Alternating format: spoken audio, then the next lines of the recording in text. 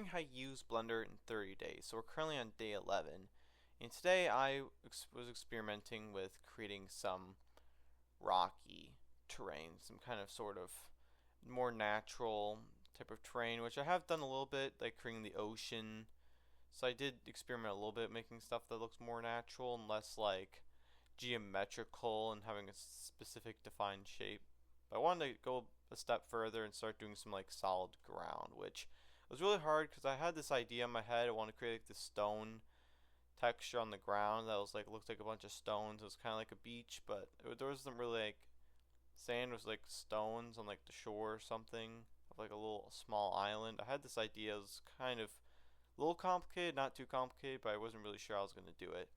So I ended up dropping that and going with a different approach. Instead of making more like these like solid rock, giant rocky mountainous structure type of terrain, which is what I ended up going with. And I had a lot of fun experimenting and learning just a lot about different ways you can use modifiers and how all a bunch of different modifiers. Learned a lot more about modifiers and some of the different modifiers and how you can use them in Blender. I've been wondering what they do, and being able to see them in context has been it's really cool seeing how they all come together.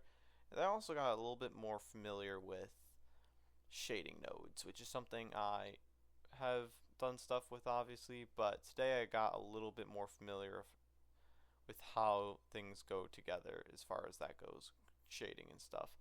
Got a little more familiar with that, and also tried to do some mixing of two different shaders. It was kind of looking bad, but whatever. I'm just happy that I got a lot of progress done today as far as learning Blender. I feel like this was the most productive day in terms of learning Blender and learning how it works in a long time. Like the last few days, I've been learning some stuff, but it doesn't really feel like I've learned anything monumental. Today was definitely a big.